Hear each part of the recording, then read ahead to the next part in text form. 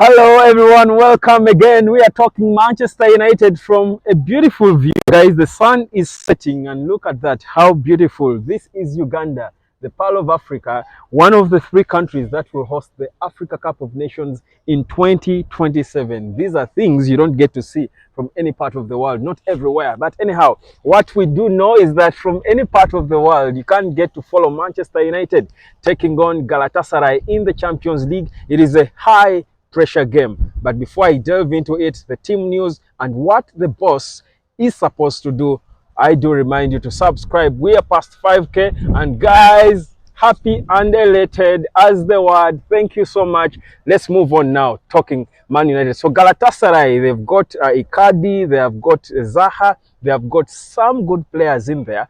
They certainly can give us a run for our money. But like I always say, I never want to focus on the opponent. I want to focus on us because I know we are better than Galatasaray, aren't we? But how on earth are we going to ensure that we get this win that we need so much? We can't be losing again. It can't happen. We need to get our season back. If we lose, we could actually pack. It could become so difficult having lost to Bayern. If we lose against Galatasaray at home at Old Trafford, you start thinking, things might be tough. Whereas it's still early in the group stages, we need to beat teams like Galatasaray and FC Copenhagen. Guys, let's get into it. So Manchester United, the news is Antony Dos Santos is back.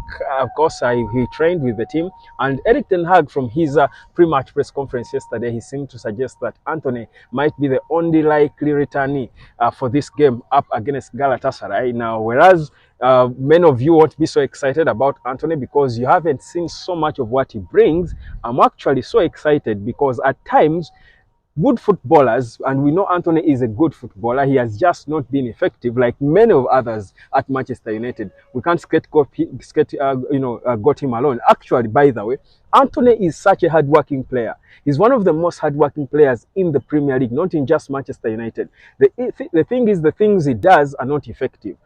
Like Marcus Rashford, not effective. So we want to scapegoat Antony alone. So let's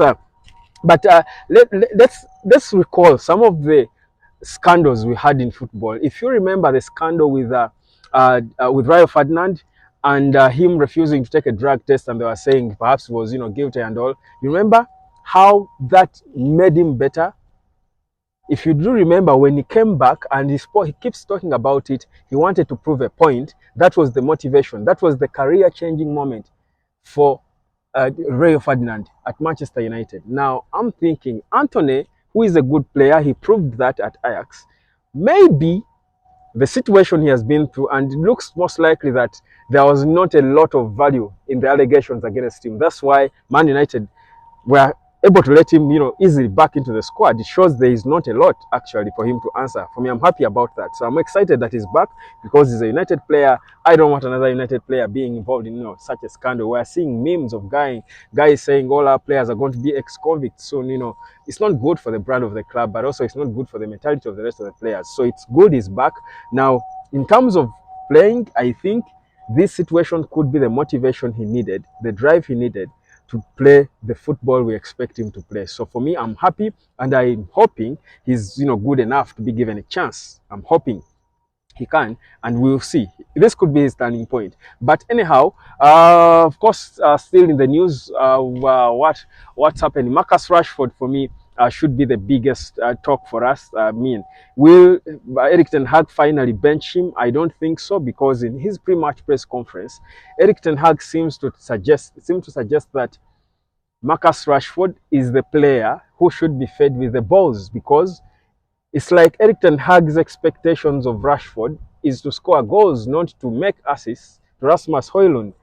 Now, if that is the case, then we're on a different page, because most of us have been bashing Marcus Rashford for being selfish, shooting at goal instead of looking for Rasmus Højlund.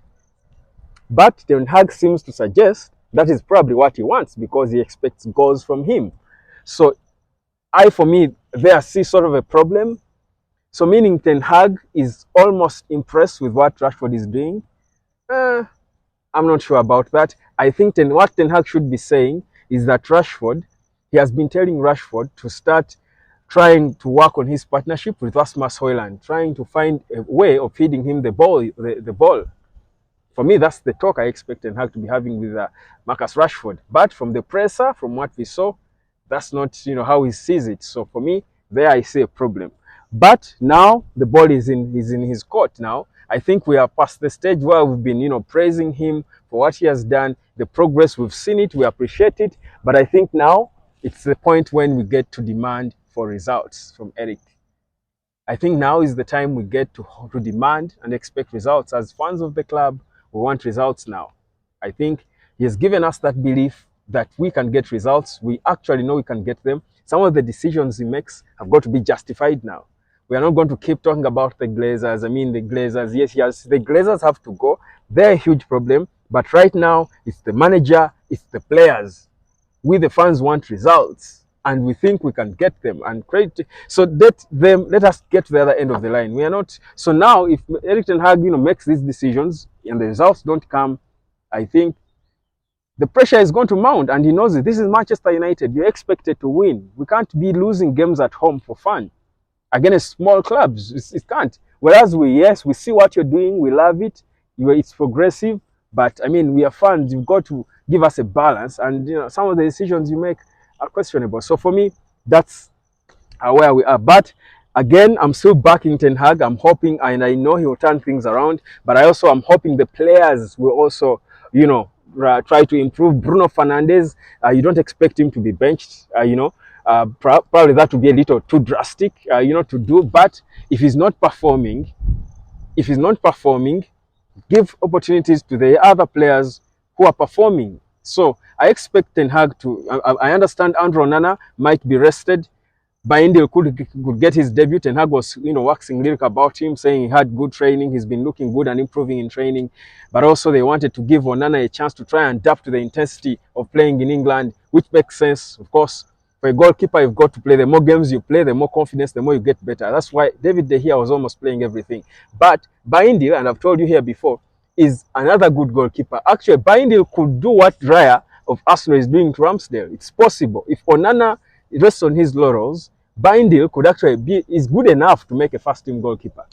So there's competition in that goal. Even Onana should know it. So this rotation could be the opportunity for Baindil to make it work, to make it look different, and mount more pressure on Andrew Onana. That's what we want, and that's what the boss has been saying. He wants to create competition in all departments. We need it, even in goal.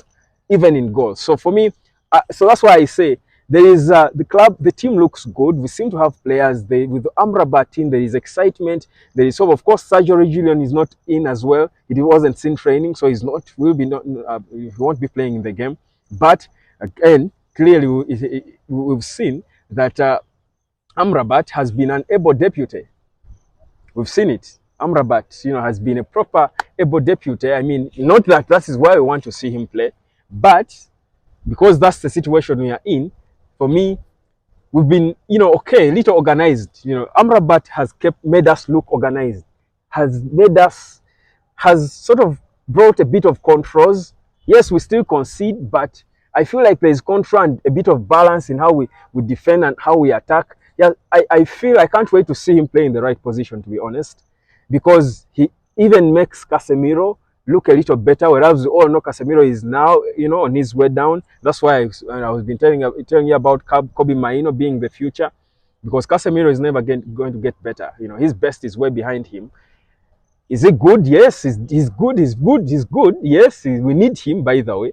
But if you look at the future, Kobe Mainoo is the future. But anyhow, let's not go. Let's focus on Galatasaray. So my prediction, I think Man United should beat Galatasaray by about 3 goals. Bring the confidence. We took the Allianz Arena and fought and failed 4-3. I thought it was a good fight we put on. Do that again, and I'm sure at home we'll be able to beat Galatasaray. Will it be easy? Can't be.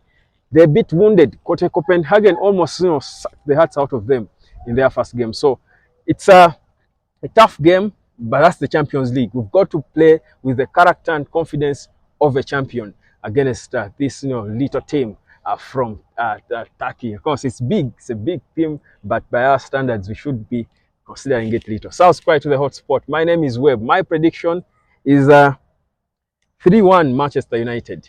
Yes! Said it. 3-1. Tell me yours.